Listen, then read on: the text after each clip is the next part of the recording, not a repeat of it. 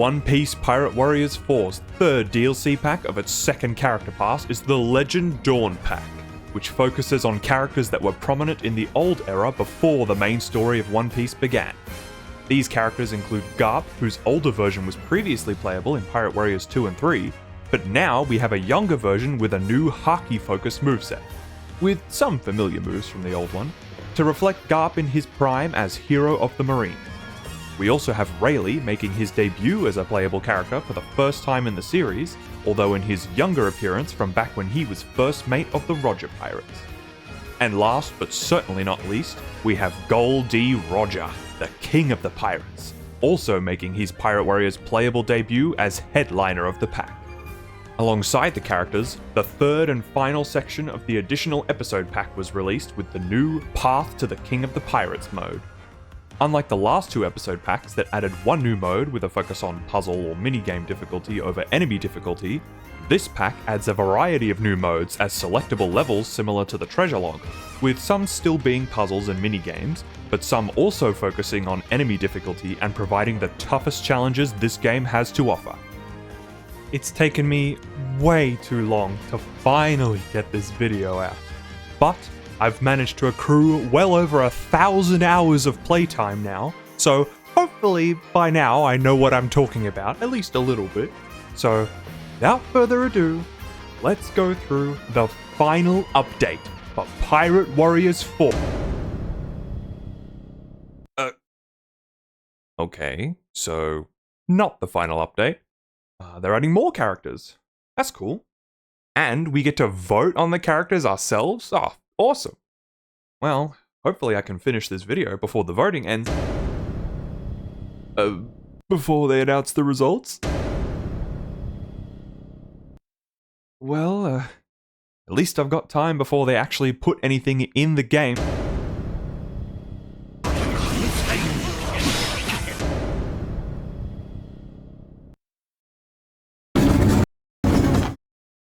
You imbecile! You've doomed us all!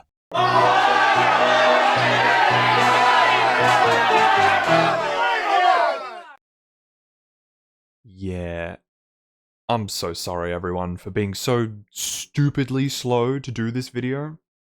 A lot of things happened to slow things down, and procrastination sunk its meddlesome claws into my brain, and this video should have been out a long time ago, and a bunch of new stuff has been shown, and even added in already since I've been gone, and everything's a mess. But hopefully, I'm finally sorting things out and getting back on track. This was supposed to be a summary of the state of the game specifically at the end of the Roger DLC, like the last two DLC updates, and it was always going to take longer than I thought due to the big changes to the meta that I wanted to explain in detail. But the time of the Roger DLC being the final update, quote-unquote, has passed. So instead of waiting until the next video, I'm just going to include the new Character Pass 3 purchase bonus as part of this video, since it's been out for enough time and it's only a minor addition that thankfully won't make me rewrite this whole script again. Alright, here's the plan. I'm going to go over everything added in the Legend Dawn update and how the meta of the game was significantly changed by it as planned, and along the way I'll add in the new Character Pass 3 purchase bonus that gives both Shankses a new special and go over how it affects them. Then, the next video will be the Egghead update video, which hopefully won't take another year and a half because I should only have to talk about 3 new characters and nothing else. So, now without further ado, let's finally discuss the Legend Dawn update for One Piece Pirate Warriors 4. First up, the new levels added from the Roger update include Colosseum King, a one-on-one duel with increasingly stronger opponents that are randomized each time you play, with the goal being to raise as many points as possible by defeating these opponents while also completing special missions along the way that boost your points and weaken the enemy. Walking Poneglyph asks trivia questions about One Piece that require you to defeat the enemy that corresponds with the correct answer. Score is based on how many questions you get right, and getting 3 questions wrong results in failure.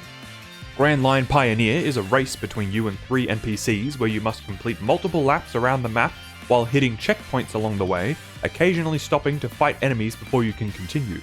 There are also several minor enemies along the way that refill stamina when you power dash into them.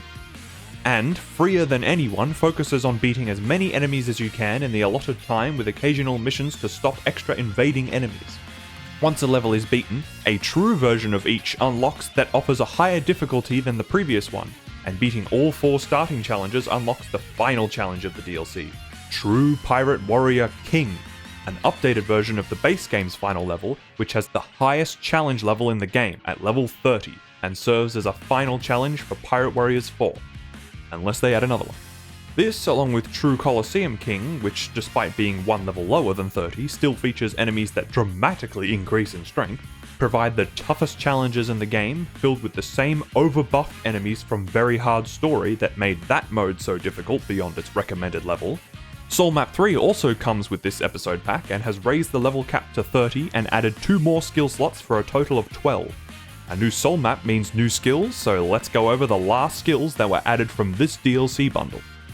First, we have item support, which increases the amount of healing received from healing items and increases the duration of attack and defense boosting items. The increase in health from soul map upgrades makes healing items less effective, so having this to boost their effect is helpful when you actually need to heal, and can actually find a healing item. The increase in stat boost duration is nice and can hold you out longer between when they drop, but isn't too substantial a boost and doesn't affect attack boosts from anything other than items. Still, it's only 1 slot, so it's probably worth using if you have a spare slot and like its benefits. Next is Flawless Fighting Spirit, which increases stamina refill speed when at or above 60% HP. With the stamina amount increasing from soul map upgrades, it takes longer and longer to wait for stamina to fill up to the new maximum. However, you don't necessarily have to wait for the full amount to still have enough stamina to make it to your next destination, and clever full force burst management will instantly refill the gauge to max before it empties. Not to mention cutscenes and things like True Pirate Warrior King refill stamina while you wait. The skill's high health requirement is also antithetical to cheat death strats, since that requires low health. All of this combined with it also taking 2 slots makes for a pretty lackluster skill that I wouldn't recommend. Flawless Concentration works similarly, by instead increasing special gauge refill speed when at or above 60% HP. The increase is great and works well with other special refill increase skills, but suffers from the same high health requirement as the previous skill, and also needs 2 slots. Much more useful, but still not enough to make it a priority skill. Next is Soul Muncher, which heals you every time you obtain a soul in battle. Similar to Coin Muncher, this skill heals you when an enemy drops a soul after being defeated.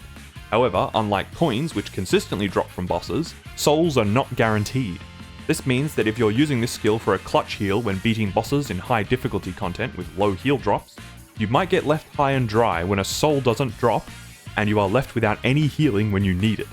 You could use Soul Seeker to increase soul drop rate, but then you're using 2 slots to do what Coin Muncher does with only 1.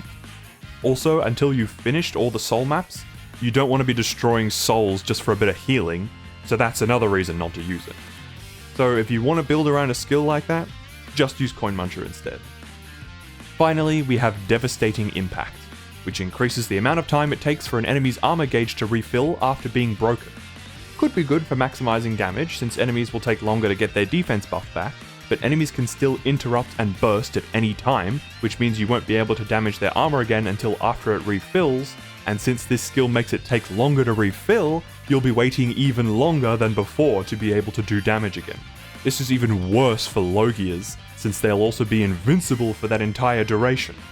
It only takes 1 slot, but there are seemingly more negatives than positives for this skill, so I don't think it's worth it.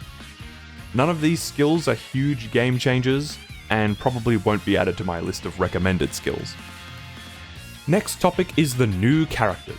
But before we move on to that, something else was added in the free update for the game that came alongside the Roger DLC. Uta, who was released with the previous Film Red DLC pack, received some buffs to her moveset. To start, they increased the speed of her normal attack string in base form, which is good, since her slow attack speed was one of the more common complaints players had about her. Although this only affects a small part of her moveset and doesn't alleviate the overall slow and patient playstyle she has due to needing to set up and detonate presents and music notes for her primary source of damage and armor break. Ground Combo 4 can now leave presents behind to detonate, meaning all of her ground combos now have this capability, which points out how strange it was to have an odd one out before. The presents and music notes themselves can be attacked normally to cause them to deal damage without needing to detonate them. The damage is small but could be useful as it adds up while setting up further stacks. Her absorption, or normal after charge attack move, can now also detonate presents and notes, although it is only a normal explosion and not a charged one, so it's not as good as just using a charge attack. And lastly, in her Uta Knight form change, Uta now creates a ring around her that does constant chip damage when either using a special or when being knocked back by the enemy. This doesn't do a lot of damage or armor break, doesn't keep enemies stun locked, and isn't good defensively, so it isn't really game changing, and I'm not sure what the intent was behind it, but I mean, it's a change nonetheless. These boosts are interesting for the most part, but don't really address the core problems with her kit, since her normals and even some specials have fairly low damage, which is fine as she's supposed to focus on setting up and activating explosions, but setup still takes a while even with the speed buff she received, and she's very vulnerable during setup. She's still better than a lot of other characters and by no means terrible, but she struggles where many other characters don't, especially with the new meta introduced with this update. More on that later. Alright. On to the DLC characters for this patch. Characters were tested in a similar environment to previous videos, but thanks to the new endgame content, testing for all characters including these ones could be done at max level on the hardest difficulty with everything unlocked and taken into consideration.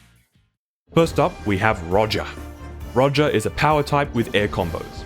Just like his son Ace, he has a mechanic where you can hold down the button during combos to power up the attack and increase its damage and range. Also like Ace, Roger's combos are always at max charge during a full force burst. However, in terms of playstyle, Roger shares the instant armor break into strong specials style with Oden and Film Red Shanks. Roger has strong cinematic specials in Kamusari and Conqueror's Strike that can be used in tandem with the instant armor break present in his fully charged first ground combo, as well as his Risk Death While Still Alive special that also has very good damage and range. Roger can refill his special gauges very quickly, which allows him to use these specials frequently and consistently. This, coupled with the fact that most of his specials are lower than 4 stars, or even have reduced stars compared to other characters. For example, his Conqueror's Haki is 2 stars instead of 3, and his Full Force Burst is 3 stars instead of 4. This means that it's even easier for him to charge his specials due to lower stars requiring less time to charge, so he'll almost never have to worry about whether his specials are ready. A point of comparison between Roger and Oden is that while Oden's power lies more in his specials, with his normals mainly being tools for armor break and special gauge refill, Roger has less power in his specials in favor of more power in his normal and combo attacks. Roger's specials are still great, but can be a little lacking at least when compared to Oden. The main examples being Kamusari, which has great range and good damage, but falls just a bit short when compared to other strong specials and means that Roger doesn't have as good of a 1-2 combo as someone like Oden with his 2 super strong 4-star specials. The 4-star special Roger does have, Conqueror's Strike, does very good damage but is quite short range and can miss easily if used even slightly too far away. The move is designed to be used at point blank range, as it even has a longer animation that plays with extra hits for more damage if it connects with the target upon activation. This doesn't do much to improve the move other than making sure it hits, and if anything just makes it take longer than it needs to for effectively the same damage. Also, none of his specials can ignore invincibility like Onigashima Luffy can, but this isn't a huge deal due to his instant armor breaks and all around very high armor damage on all of his normal attacks. One of Roger's best tools for refilling specials and damage in general is his standard charge attack. It has very good damage and range for a normal attack, and a single fully charged use will often refill specials in one go with enough enemies. And once Full Force Burst is activated, you can then spam the fully charged version for lots of damage and armor break. The damage isn't insane, but it does add up when spammed and can be good for getting some solid hits in at the start of a fight while breaking multiple enemies' armor from a distance, or finishing off an enemy with a pixel of health left. Other gimmicks of note are his Taunt, which give him 20 seconds of the same damage boost from Hero's Strength and the damage boost item. Not 100% sure on the multipliers, but assuming it's the same, then it's a neat addition to his kit, but not entirely necessary due to how fast Roger can get the KOs needed for Hero's Strength, which lasts 10 seconds longer and doesn't require sitting through an animation to activate. However, if there are no enemies to activate Hero's Strength, then it's good in a one-on-one fight. There's also his Give Me Everything You Have special that has the ability to take items from enemies it hits. The potential of stat boosting or healing items sounds nice, but the items you get are random, you need to land a grab to activate it. Berries seem to show up more often than any other item, and it's not even a large amount of them enough to be used for farming. So it's a fun gimmick, but not all too useful and certainly not optimal. Overall, Roger has been done justice in this game as King of the Pirates, because he is among the contenders for best character in the game.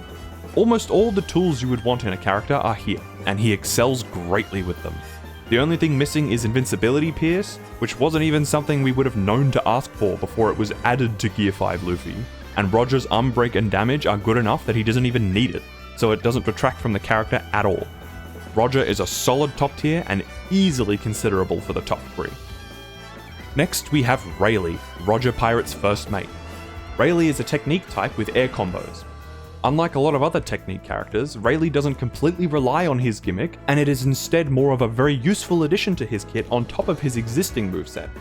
This moveset also falls under a Haki Swordsman playstyle, revolving around using Armor Break and strong specials that Oden, Film Red Shanks, and Roger have, which you'll notice is a recurring theme in this pack, as some of us suspected would be the case.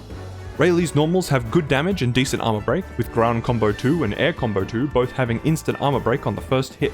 This in addition to his cinematic 4-star specials with good damage, a counter special that also has instant armor break, and being able to refill these specials fairly consistently already makes Rayleigh a fairly strong character. But then you add his gimmick into the mix and you start to see his interesting potential. When Rayleigh's ground combos or air triangle hit enemies, these attacks are indicated by blue sword slashes, it applies the targeted status to them, coating them in a bluish fog. Rayleigh's air combos, ground triangle, and absorption attacks, indicated by red sword slashes, can then be used to activate this status, dealing extra damage to the affected enemies and then pulling them over to Rayleigh's current position, removing the status in the process. The damage it deals isn't much, but the pull strength is very high and even works on bosses and giants. Unlike minor enemies who easily get swept up, stronger enemies don't stagger at all unless their armor is broken, but they still slide a long distance along the ground to your position provided you activate the status properly and they aren't immune to status effects. This is fantastic when aiming for fast clears in something like True Pirate Warrior King, as you can drag enemies into groups for multiple KOs manually instead of waiting for them to follow you only to potentially get lost or despawn if you get too far. During Full Force Burst, Rayleigh's attacks against targeted enemies are increased. Assuming this is just a damage boost, then as long as you remember to inflict the status before using a big special, this should be a useful bonus to Rayleigh's kit that helps make up for his damage loss due to not being a power type. His Full Force Burst also modifies the range of some of his attacks by increasing the amount of projectiles and attacks he creates. Affected attacks include Ground and Air Charge Attack, Ground Combo 2, Ground Combo 3, and Air Combos 1, 2, 3, and 4. Lastly, Rayleigh also has a special taunt where he takes out a flask and drinks from it. If you hold the button, he continues to drink for a few seconds, at which point upon finishing his drink, he heals a large amount of health and gains an item attack boost for 60 seconds. The length of the attack boost is great, and the boost itself is a good way to get around needing enemies for hero strength to activate, but the added heal that effectively removes cheat death's boost kind of cancels it out unless the enemies present can remove the health quick enough to retain both boosts.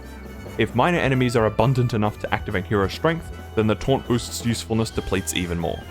Still, the heal is great in an emergency, allowing Rayleigh to play more offensively, which in this game is great, although the hold taunt is unusable for a short time after using it, so you can't lean on it, but thankfully Rayleigh's counter special gives him enough passive defense to offset that.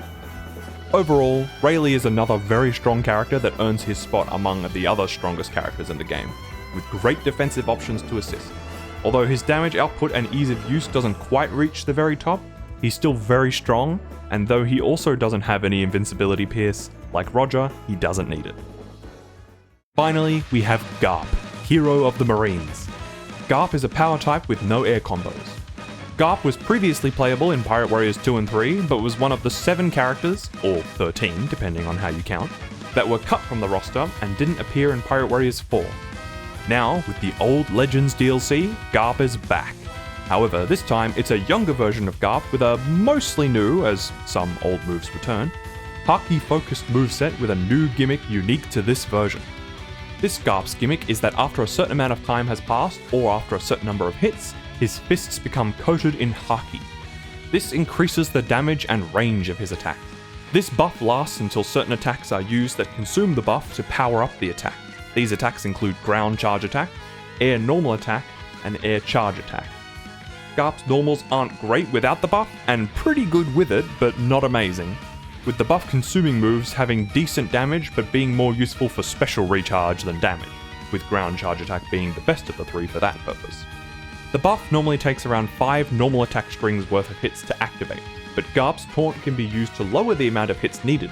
With one taunt, it takes around 1.5 normal attack strings worth of hits, and with 2 taunts, the buff activates immediately on the next hit. A third taunt will instead put Garp to sleep, where upon completing the animation, he resets the buff charge to 0 and heals a small amount of health. The heal being small is nice since it doesn't disrupt cheat death too much, although the animation takes a fair bit and you're vulnerable for the duration. You also can't use it when the buff is already active, so you'd have to get rid of it first before you can use it in an emergency. Either way, most of this doesn't matter, because Garp's Full Force Burst gives him an unlimited Haki Fist buff for the duration. He can even spam the moves that would normally use up the buff as much as he wants without losing it. This isn't great for damage, but great for refilling his special gauges, which is where his best damage dealing tools lie.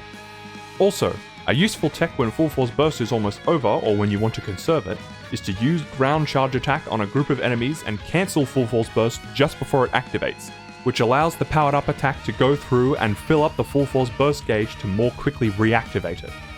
Some of Garp's specials are also affected by whether or not he has Haki Fists, such as Mountain Fists, which increases the damage, size, and amount of rocks created by the move. Of particular note is Meteor Fist, which has a long startup animation of Garp throwing cannonballs in the air that leads into them raining down to the ground and exploding for a limited time in a set area in front of Garp, then moves with him. With the Haki Fist buff, the startup animation is longer, but the cannonballs are bigger and deal more damage. The Deadly Cadence skill can be used for invincibility during the startup animation, and the excess of skill slots means it won't get in the way of other important skills, but you can also just use the special at a distance and then engage the enemy if you want other skills equipped. The independent duration of the cannonballs mean they can continue to rain down even while using other specials.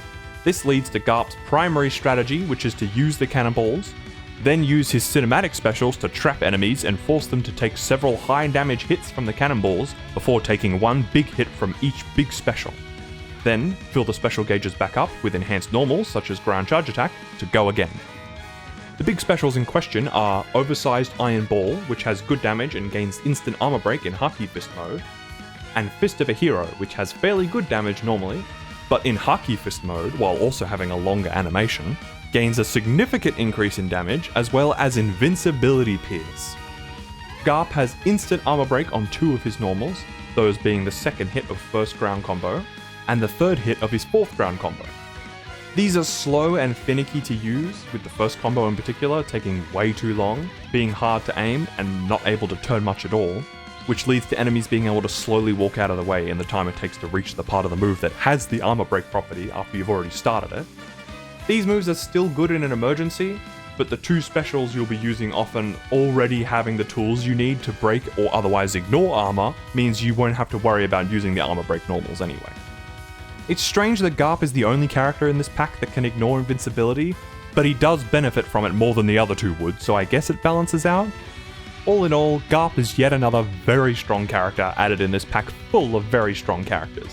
His armor breaks are a little less consistent than the other 2, but everything you need is packaged in with his main damage sources that have very good damage, so if you play him right, he shouldn't have any problems, and he's not incredibly complicated or anything, but he's not a brainless character either, so he's in the top tier, but not the very top. That's the last of the additions from the old Legends update. So now is the new special that just got added for Shanks as a bonus for purchasing Character Pass 3, Divine Departure. And it actually is called Divine Departure here, unlike with Roger, who for some reason had it remain untranslated as Kamusari. But now, as of this update, has had it changed to also say Divine Departure, so ignore before when I said Kamusari, they're both Divine Departure now. Both base game Shanks and Film Red Shanks gain access to this move, and although it is only level 1 and can't be upgraded, it is still scaled as if it were a fully upgraded special with no loss of power. The move starts with Shanks dashing forward with a hitbox that drags enemies inward and in front of him, followed by an extra large pull that happens off screen to forcefully drag in any enemies that weren't pulled by the initial hit. Then comes the main attack with a slash on the gathered enemies followed by 2 Haki explosions. Neither Shanks gets a sword buff from it, it doesn't have instant armor break, nor does it have invincibility pierce. but what it does have is damage. The initial slash does a lot, but the following Haki explosions deal super high amounts of damage that altogether adds up to being potentially the highest damaging special in the game, that can easily one-shot most enemies in the endgame missions even without breaking armor, which is especially good for base Shanks who still struggles with that. The first Haki explosion might do a lot of damage but can't kill, and enemies can usually escape after the hit, but the final hit solves both these problems by finishing off anyone who survived and catching enemies after they escape, but before they can recover. Also, sometimes the hitbox can be a little weird and miss enemies that look like they should have been close enough or were right next to an enemy who did take damage, but it's not a big deal. This special is a great addition to both Shankses, but especially Power-type Shanks, as he sorely needed a buff, and this is more than enough to help him in a lot of scenarios.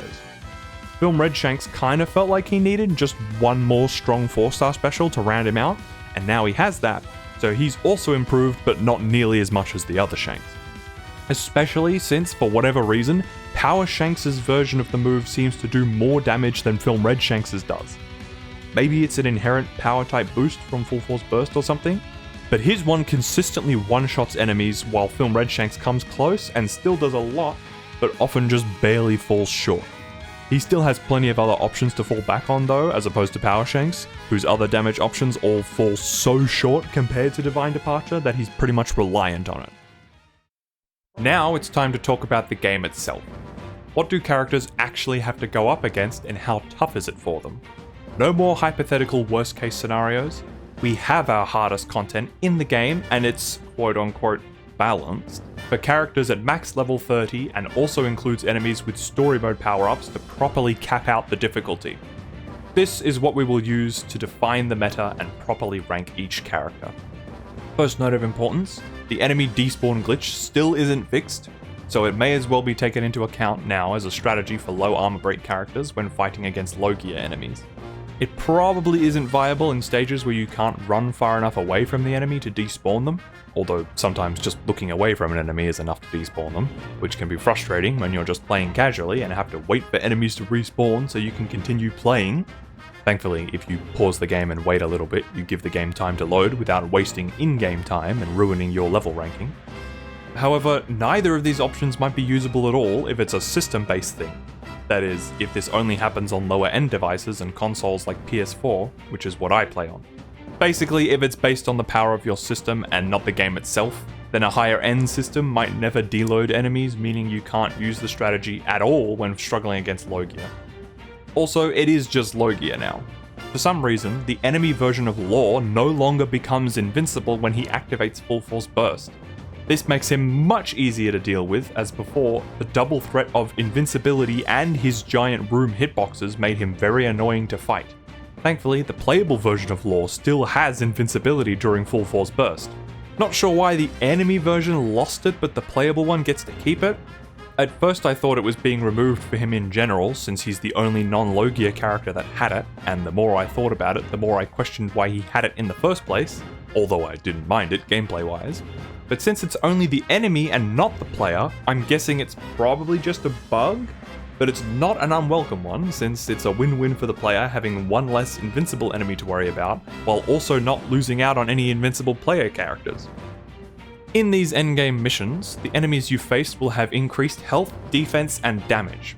The health increases enough that enemies can now tank some of the strongest attacks in the game without dying, and some other attacks that seemed strong before have now been revealed to not only not do that much damage, but must have apparently only barely been strong enough to kill before, when enemies had less health, and now have such a huge damage drop-off that they are no longer able to be a consistent and reliable tool to take down boss enemies. Enemy damage is also much higher now, such that reaching low health for cheat death is not a problem, but staying alive at low health is much tougher than it used to be. Even with max defensive skills equipped, enemy attacks can do enough damage to cut right through and kill you with ease, placing a heavier emphasis on defensive options outside of skills, as well as playing safer for characters that need to get close to attack and don't have many or any defensive options, as standing close to an enemy that can potentially kill you with every swing gets more and more dangerous the longer a character remains in that position. Even minor enemies need to have an eye kept on them, as they don't do a lot when sitting in a group of them, but if you're running along on low health desperately searching for something to heal with, they suddenly lock in and perfectly time a swing to connect the second you are passing by them to put you even closer to death, if not straight up kill you. I cannot stress enough how big of a game changer the enemy damage increase is for the ranking of each character, because a huge chunk of the roster need to attack at close range for at least some, if not all, of their primary damage strategy. Even activating Full Force Burst or using a cinematic special can be dangerous, since it recenters the camera behind you, potentially away from the enemies you're trying to avoid, and there's a split second after the activation animation ends but before you get control back, where enemies are free to attack and potentially kill you, meaning you need to be more careful about where and when you activate them depending on who you're playing. The boss enemies that can be encountered include the standard mix of normal, Logia, and giant characters encountered previously, as well as all the new characters added in both DLC seasons. The most notable new threats include the 3 old Legends characters, which are usually used as main bosses with max buffs to be super tough final challenges that put your character's offense and defense to the ultimate test. There's also Gear 5 Luffy, who has constant movement to help him avoid your attacks and specials, a Sky-type air-locked state that helps him resist being juggled by normals and specials, fast armor gauge regen that helps him recover faster when he is being juggled, and immunity to all status effects. All of this combined makes him very annoying and tough to deal with, on top of having high health and dealing high damage. Also worth a mention is Cracker, who, while not gaining invincibility during bursts like Logia's, still gains invincibility while inside his biscuit armor. It can be tricky to deal with him as he uses these moves frequently to interrupt your attacks on him by switching between being vulnerable and invulnerable.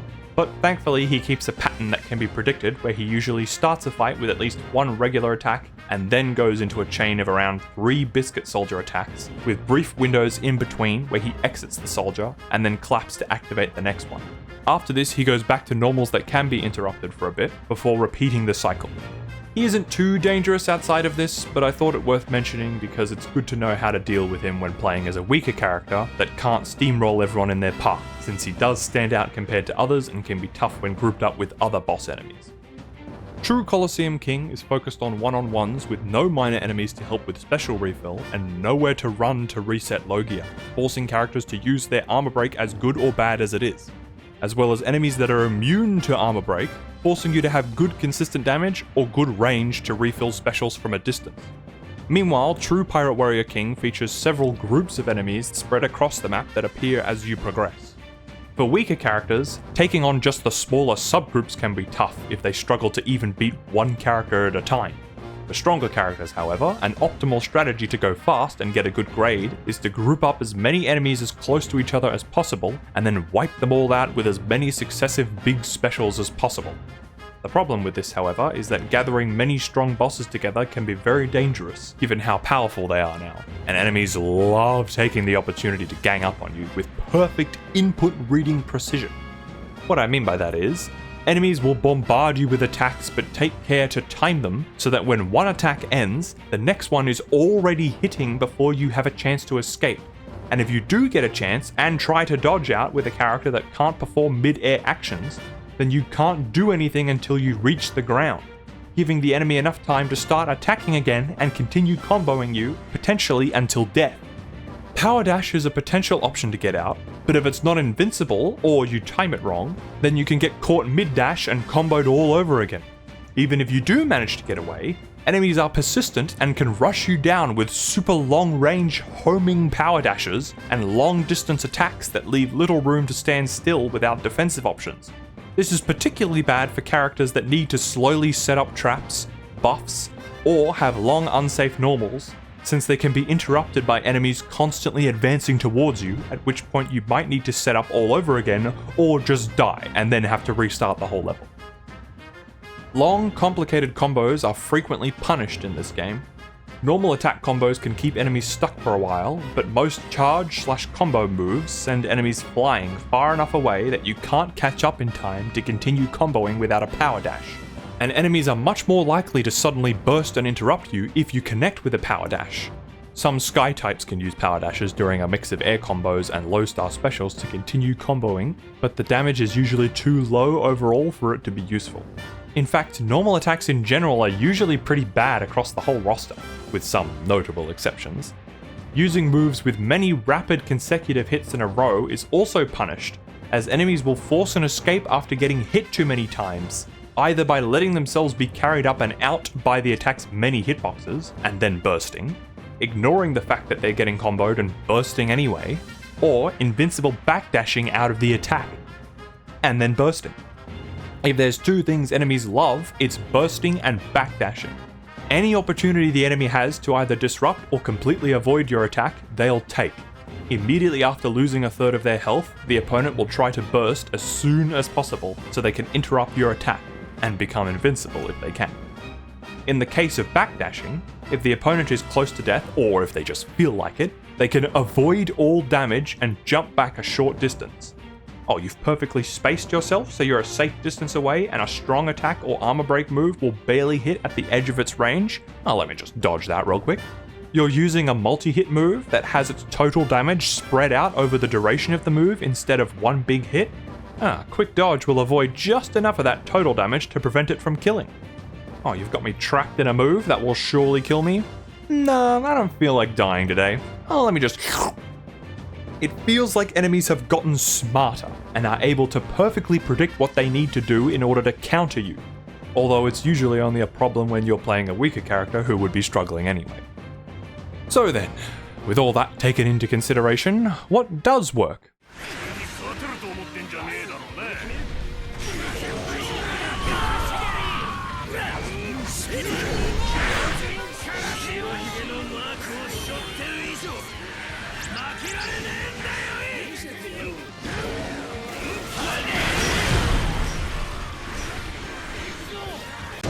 Special spam. Yes, after all my time playing and testing, the best and most effective strategy for most characters I've found is pretty much the simplest one. If a character starts with a strong special attack when enemies are full health and therefore less likely to counter it, and then follows up with more specials, this is often enough to deal with one or several enemies at once, even without breaking armor. Although breaking armor is still very helpful for dealing more damage, keeping enemies stun-locked, and dealing with low-gear enemies should they still manage to burst before you can kill them. As such, how easy it is for a character to break armor is still an important factor for determining their strength. The most optimal specials are the cinematic ones due to them often having high damage, the stun they apply that can continually prevent enemies from recovering if used at the right time after a previous special, as long as the previous special lets you combo another special after it, and the invincibility they offer throughout the animation without needing deadly cadence. Although you'll still need to be careful of that brief window of vulnerability after the special ends that I mentioned earlier, especially if you miss, or if the enemy escapes and deadly cadence doesn't help with that either. Strong, non-cinematic specials are also good but aren't very common throughout the roster, and more often than not require deadly cadence to be safe to use. From here, ranking characters becomes a matter of how quickly, consistently, and safely they can dispatch enemies with strong specials. And in failing to kill an enemy with a special, how many more are required? Does it take more than one full rotation of specials to kill? How easily can the character try again? Does the character require many utility specials that will lower their overall damage due to less damaging specials being equipped? Does the character even have any damaging specials to begin with? Or anything to make up for it if they don't? If all else fails, does the character at least have good defensive options to offset any offense or utility shortcomings? This is the mindset I currently use when considering where to rank each character. One last thing to go over before we rank the characters is the skills we'll be equipping them with. Not a whole lot has changed outside of having more slots to fill, which means less need to prioritize certain skills over others, since you can pretty much equip everything you need in most cases.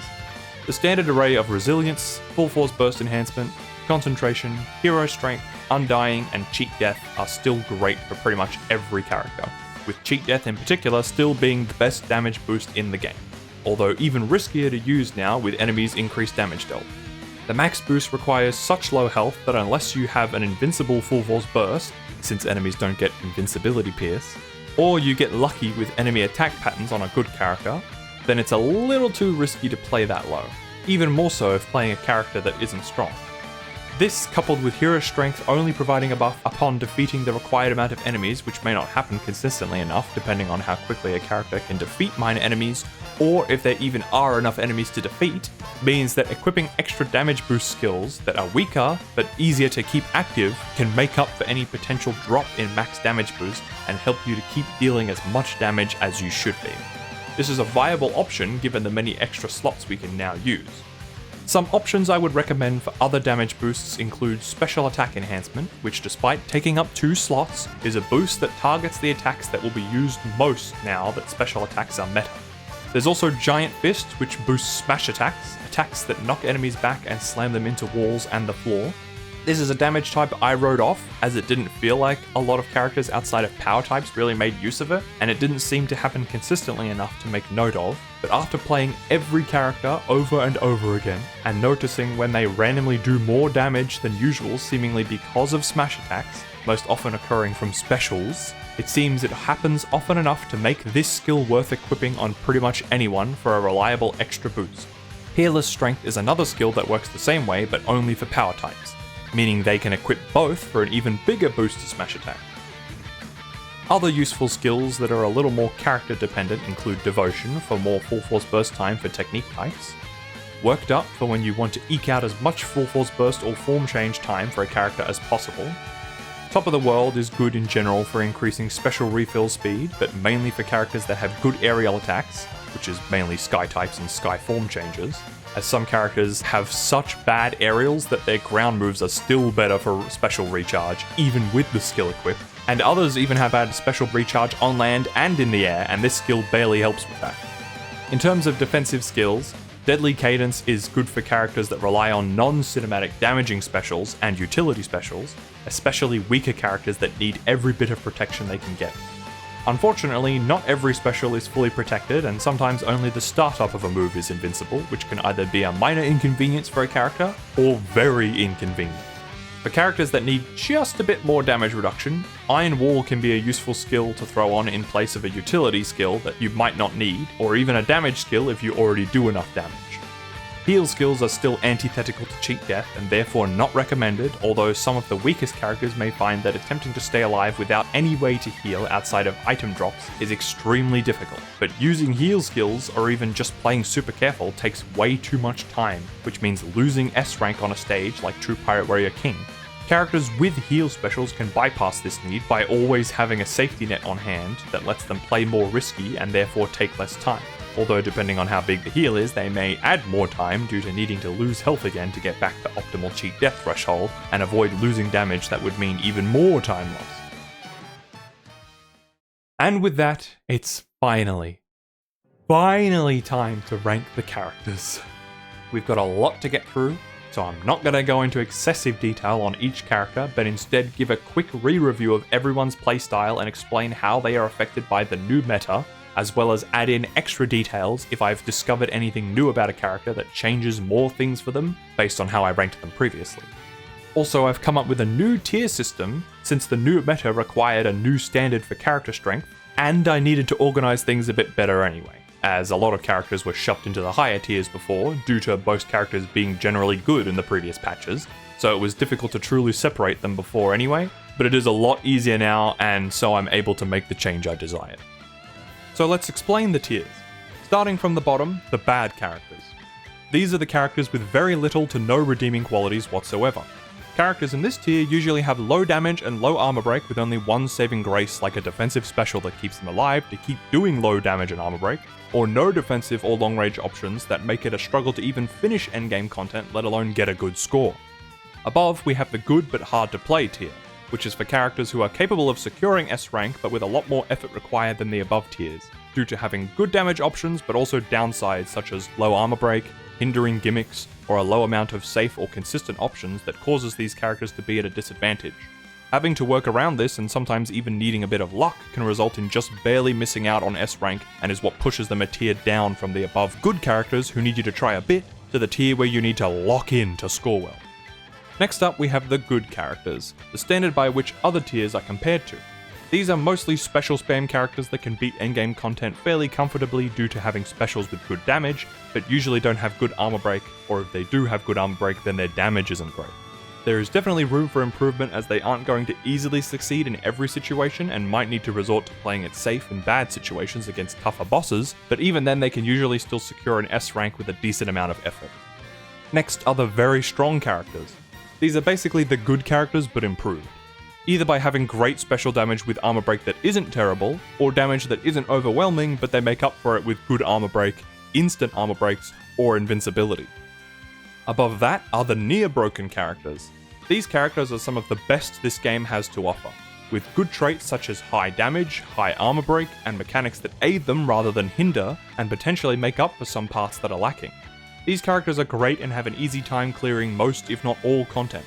The only thing holding them back from being top tier is, as the name implies, that they aren't broken. They're still very good, and don't take a character being in this tier as me saying they're anywhere remotely close to being bad or not good enough. These characters are great, but they all have at least one thing that holds them back, whether it be a lack of defense for a close range character, a lack of consistent or safe armor break, a huge damage drop-off when losing access to their otherwise broken gimmick, or even just having not quite enough damage. These negatives don't destroy the character, but they aren't so crazy strong that they can ignore it either. And finally, at the very top, we have the characters who are broken. These characters are playing their own game. They can safely ignore the rules of the game and do as they please. Armor is not a problem, as most of them can break it easily, instantly, or even ignore it and invincibility outright. Damage isn't a problem, as even the lower end of these characters still do a lot, but most of them defeat enemies so quick they're left waiting for the game to catch up and spawn more. They can defeat enemies so quickly and consistently that defense isn't a huge problem, and even when it is, they can deal with enemies safely without damage fall off, and some can even ignore enemy attacks entirely, making up for any other potential weaknesses. These characters aren't playing to get a high score, they're competing for the highest score you can get. These characters are so much stronger than everyone else that I'm confident in calling them the best in the game. Alright, now let's go through the characters. Pre-Timeskip Luffy is a standard special spam character that struggles with slow close-range normals that aren't good for armor break anymore due to being unsafe. Gum Gum Storm has good armor break but is close range and needs deadly cadence to be safe, and enemies can just walk out of his range or be too low for Luffy to reach them after he rises up. Most of his good damage specials use Gear 3, which shrinks him afterwards and makes him useless and vulnerable for a few seconds.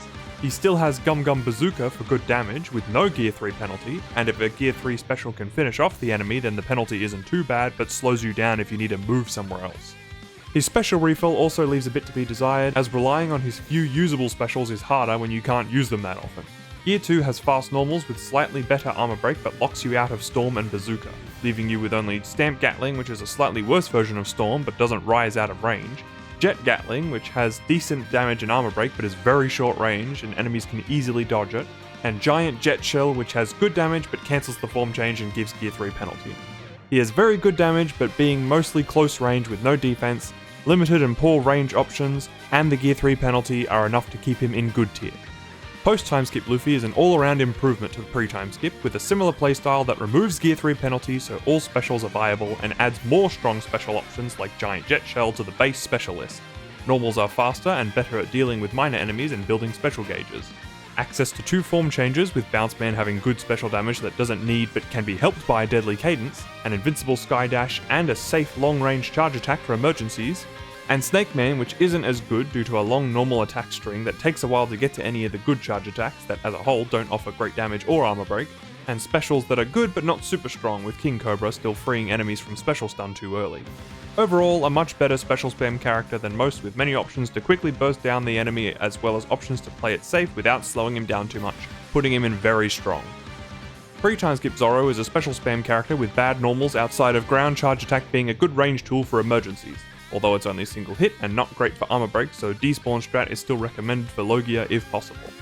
Air Combo 1 is also useful for building special gauges quickly. His cinematic specials have good damage, with the Ashura special also being one of his only good armor break tools. However, 3000 Worlds is slow, has long end lag that lets enemies easily recover before you, is unusable in the air unlike his other specials and his full force burst, and doesn't have enough damage to make up for it. Has similar close range, no defense problems for his normals as pre-Timeskip Luffy, and also suffers from specials that don't combo into each other to efficiently defeat enemies, but he still has good damage and one good ranged move that lets him sit in good tier. Post-Timeskip Zoro is once again a straight improvement to his previous self, with cinematic specials that do more damage and easily combo into each other, as well as a low star special with surprisingly good damage that also staggers enemies in Dragon Quake, and being able to fill special gauges up quickly with air attacks alongside Top of the World, all adds up to making Zoro a very good character. He still struggles with armor break, and even though he can successfully chain his specials to fully combo an enemy till death, the times where he is faced with an enemy who survives or dodges out of the way brings his poor defense front and center, and forces him to rely on his one good ranged poke tool that is slow to damage armor and refill specials. So he's a very strong character, but not good enough to be near broken. Nami is a mess.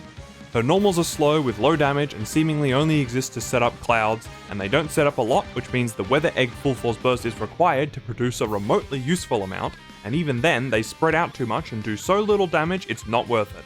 Also, enemies can just walk out of the way of the clouds. She has a freeze status move in her third ground combo that is slow to get to, and the actual freeze part is late to come out, and even if you do manage to freeze an enemy, attempting to status lock them does so little damage it'd take way too long to beat a whole level that way, let alone one boss. You could use a special to speed up that process, but that'd free the enemy quicker, and even the specials with good damage don't do enough to be used early in an encounter, meaning you'd have to mostly do the slow version anyway, and enemies will still find a way to burst to get out of the status loop and become immune to further attempts to freeze. Her specials don't do a lot of damage, but it's pretty much all you've got.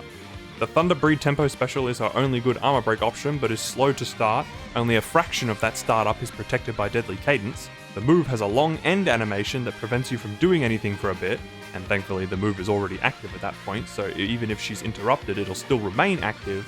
And the move drags enemies along and away from you, which can be nice for safety, but if it hits a wall, the lightning will keep going and drop any enemies it was carrying, effectively losing out on damage and armor break. She's better off equipping more cinematic specials for more damage, but at the cost of losing her only good armor break tool, which means she has no option but to run from low gear enemies.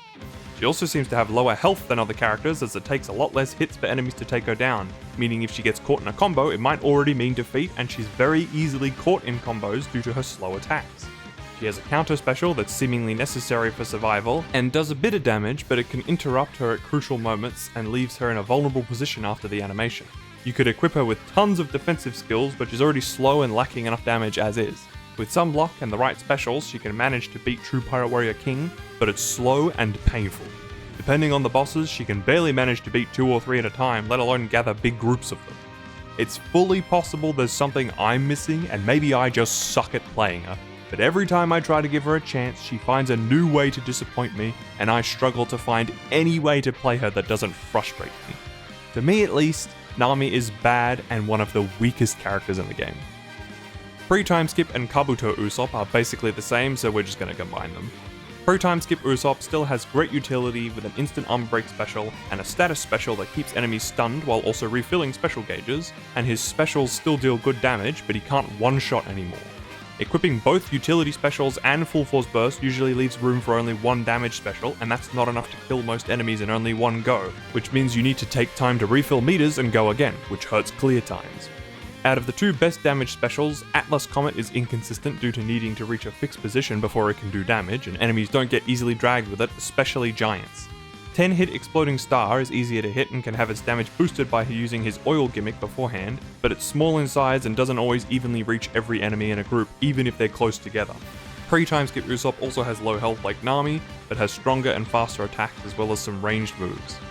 He still has great tools that elevate him to above good, but his damage has fallen off a fair bit. Tougher enemies make setup more dangerous if they aren't successfully stunned, and a lack of minor enemies removes his high special refill option, all of which keeps him from rising above very strong. Post-Timeskip Usopp has held up a bit better than pre-Timeskip due to having more specials that didn't have as big of a damage drop-off. Impact Wolf is a good quick solid single-hit cinematic special with a long but thin range and damage that is much better at finishing off most enemies without needing a buff. Surprisingly, the Skull Bombgrass special is also a decent damage option I had written off before due to being based around the plant gimmick that usually isn't very strong. The initial dig animation, followed by activating the bombs, does good damage and enemies can be gathered into optimal range with ground combo 4. He's still not an amazing character anymore due to the same limited equipment and slow setup with lack of minor enemies or upon failing to KO reasons as pre-Timeskip, but better kill options puts him at least a little higher, as you don't need to set up as much for him to be very strong. Pre-Timeskip Sanji has had a massive fall off. Another close-range character with no defensive options, he completely relies on his cinematic specials for damage. A big reason for that being that it's his only option that works on feminine characters, and the damage also isn't a whole lot. His Diable Jimbei Full Force Burst boosts special damage, which is useful and gets him to a point where they can be more reliable, but his special refill is still a bit slow even with Top of the World. The specials themselves can also be a bit difficult to land, as Extra Hashi is a multi-hit move that's good for armor break but enemies are prone to dodging it and making it inconsistent, and Flambard's shot is supposed to move enemies around and slam them into the ground, but sometimes fails to move enemies whose armor isn't broken, and the ending slam can fail to do damage if it doesn't hit right. His only other options for armor break are his unsafe close-range normal attack string or a multi-hit low-star special that only works with deadly cadence, it's short and can't break a whole bar, and it doesn't hit feminine characters. Essentially, pre-Timeskip Sanji has very few things he can do, and the things he does have aren't that good or don't work, so unfortunately he goes into bad tier. Post-Timeskip Sanji is an improvement, but not by much. His Air Combo 4 is good for breaking armor and damaging giants, but takes a while to get to and enemies frequently interrupt him and prevent him from reaching it. He has more specials, but the best ones are ground only, which as a Sky type means he has to use them outside of Full Force Burst. Losing Diable Jimbei Full Force Burst also means he can't boost his special damage anymore. Grill Shot can be used in the air and has decent damage, but misses enemies too high in the air, which is another big problem for a Sky type to have, and Hell Memories misses enemies too low to the ground. His Full Force Burst activation animation also takes a long time, so going in and out of it to optimize special usage takes longer than it should. He's better off than pre-Timeskip Sanji, but both still end up running around desperately trying to play safe enough to survive and take way too long to finish. It's just that post-Timeskip has access to better tools when he does get to attack, and a Sky Dash for safety, so he goes into bad, but not as low as his other self. Chopper is tiny. As such, his range is very small and he is easily overwhelmed by groups of enemies. His normals are mainly used to set up scope status to increase enemy damage taken before hitting them with a special for big damage. When it works, the damage is good, but getting it to work is unfortunately inconsistent. Chopper is slow to get to his moves that inflict scope, and is easily interrupted. The status can fail to activate, and enemies can dodge it or become immune to statuses altogether. His special damage without scope is only okay, and building meter takes too long for just okay damage. Saru Turtle has good armor break, but is multi-hit and short range, so enemies frequently dodge it. His counter is good defensively and offers good damage and armor break in a pinch, although it has a brief window of vulnerability afterwards and can interrupt scope setup. He has a heal special to keep him alive, but the animation is slow and interruptible without deadly cadence, including by his own counter, and the heal is too big, meaning your cheat death damage drops significantly. Chopper spends a lot of time trying to set up damage that only works some of the time, and spends the rest of his time dealing with subpar damage that takes forever to beat enemies, but his defensive options keep him alive long enough to experience every single minute it takes for him to beat something, making him another bad character.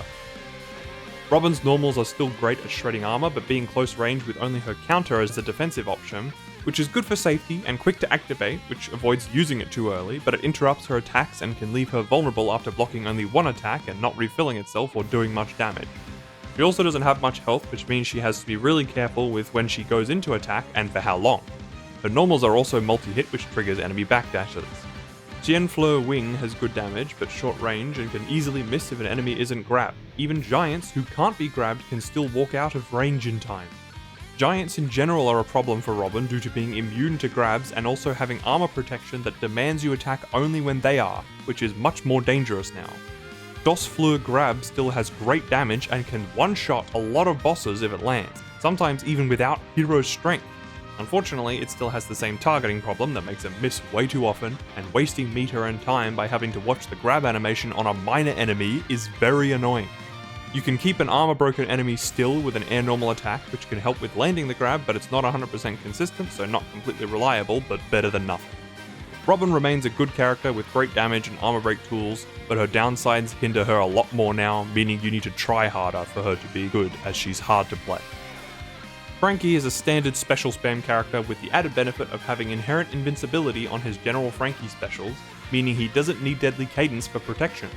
Although while those specials have good damage and armor break, the animations for him entering and exiting the general take time and are uncancelable, which gives enemies a chance to position themselves out of the way and catch you while you're vulnerable. Franky has some range normals that help while building specials in a pinch, and have nice armor break, so he's more balanced with his kit. His arm cannon special is still amazing, but building the meter up just to miss can really be detrimental in dire situations. Overall, Franky is a very strong character, but there's some clunkiness to his kit that prevents me from moving him any higher. Brook is another character that suffers from low overall damage, but has a heal to keep him alive longer than he otherwise should be able to. Slow and mostly close range normals with low damage and special recharge that do have some freeze attacks that aren't great for stun locking, a long full force burst startup animation, long cinematic special animations that prevent him from chaining them together, and specials with good damage that lose a lot of that damage when enemies burst or have buffs, all adds up to enough negatives to put Brook in bad tier, saved only by his heal that keeps him safe but adds time and removes a potential damage option. Whitebeard is a giant and as such retains the great armor break that comes with that character type. He has fantastic special damage, some of which comes from non-cinematic specials that can quickly deal lots of damage to large groups of enemies and can even one-shot most non-buffed enemies. His movement speed is also still some of the best in the game, even if that's not important outside of speedrunning. Unfortunately, his normals are slow even in full force burst, low damage, and very close range for a giant, with his few long-range options existing at the end of slow combos, and his large hitbox makes it easier for enemies to hit, stun lock, and kill him. His special recharge is also pretty lackluster, so if an enemy does manage to survive after using all his specials, then he has to play a lot more carefully than most other giants do. Whitebeard is still amazing, and this might be a little controversial, but to me, his negatives are just enough to keep him out of broken tier, just barely, though he is definitely still very near broken. Marco is a character based around continuous combos in the air. If you use his low star specials in conjunction with his air combo moves, then enemies are put in a state where they can be more easily kept in the air. Basically, you can keep doing more combos, low star specials, and even power dashes without the enemy interrupting nearly as often. They can still burst occasionally, but when they do, the burst hitbox is on the ground and misses you. His Sky Dash is a good safety tool, and his Heal Cinematic Special is also a nice emergency tool that only heals just enough to keep him alive without messing up his cheat death threshold while dealing a decent bit of damage at the same time. Unfortunately, despite his kit revolving mainly around his non-special moves, Marco is once again a character whose normals deal little damage, and comboing a single enemy takes way too long even without interruptions. It also needs to be a single enemy, as he struggles to keep more than one enemy in his air combo stun and can't combo stun giants at all. Marco is close to being good, since his ability to keep an enemy comboed for long periods of time without gimmicks is great, his armor break isn't bad when just continuing to attack Logias normally, and his survivability is really good, but he struggles to take out enemies quickly, and taking out groups of bosses takes even longer, making it hard for him to S-rank True Pirate Warrior King. These negatives are enough to consider him bad, even though he's close to making it out. Ace has two quick, good damage cinematic specials, multi-hit normals, and low star specials good for armor break. Very good aerial moves for damage and safe range special refill, with Air Combo 3 still being one of his best damage tools, and although its damage against giants can sometimes not one-shot due to enemy health and defense, it still takes them out very quickly. All this alongside Logia Full Force Burst makes him very strong. His normals are fairly slow and not great outside of Full Force Burst, so when it runs out and he needs to refill, he has to be fairly careful, which thankfully he can due to his ranged moves. His special damage also leaves a bit to be desired, and some of his bigger cinematics are liable to miss or deal way too low damage. Regardless, Ace doesn't leave much to be desired aside from not having broken one-shot specials or instant armor break, but he does just fine with what he has and still makes it into broken tier. Kaido is the best giant in the game, straight up. His normals have high damage, giant armor break, good range, and good special recharge. His cinematic specials both have great damage. His form change is still amazing with its continuous rain of special damage that easily overwhelms entire rooms of bosses with high damage and freeze to keep them from fighting back. His normals aren't great in dragon form, but his specials and recharge speed are more than enough to offset that. His large hitbox and long stagger animations can be a problem if you get hit, but his various quick and easily spammable ranged options prevent a need for getting in close to a dangerous situation, and his Sky Dash in dragon form is a great defensive tool. Easily goes into broken tier. Big Mom is another amazing giant, whose normals in both forms have good damage, range, and of course, armor break. Her cinematic specials have great damage, slightly less so in the form change, but not by too much. Her form change gets a Sky Dash, and she gets a heal in her normal attacks in both forms that increases depending on how many enemies she hits with it. A smaller heal from fewer enemies is good because it can keep her alive without ruining cheat death, while a larger heal can mess with cheat death a bit. Outside of her large hitbox, she doesn't have many negatives worth caring about and also earns her place in Broken Tier.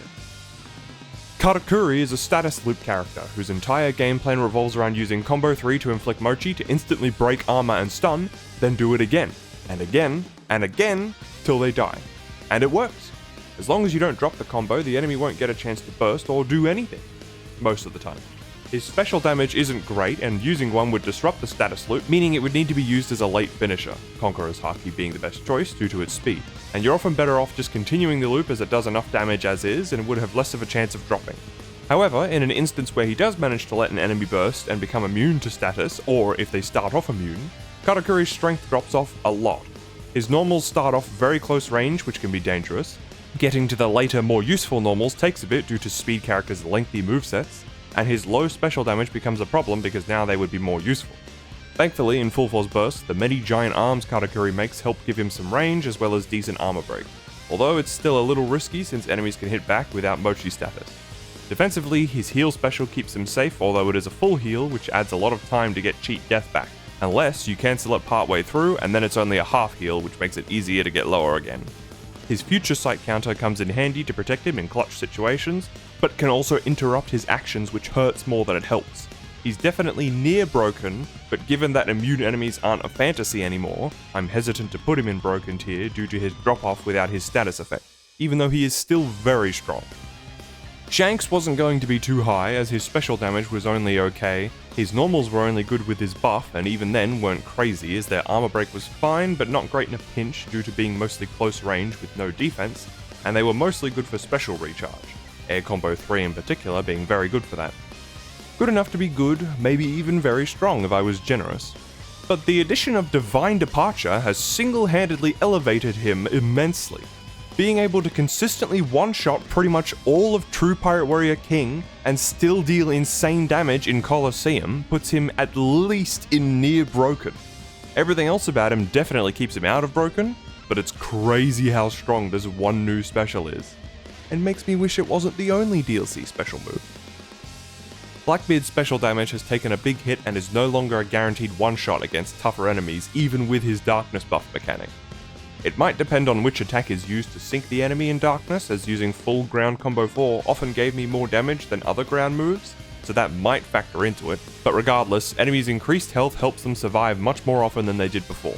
If an enemy survives and bursts, Blackbeard can just use more specials, and his special recharge is still very good provided there are enough enemies around, but they do less damage without the dark buff, and even less when an enemy's defense is buffed.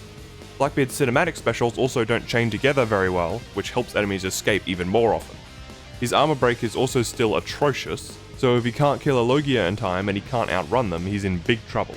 His special recharge is also much worse in one-on-ones without minor enemies around. His damage is still really good and almost worth being considered very strong, but his problems have increased to the point that I have to keep him in good. Bartolomeo has had a sharp drop-off and once again ended up towards the bottom of a tier list.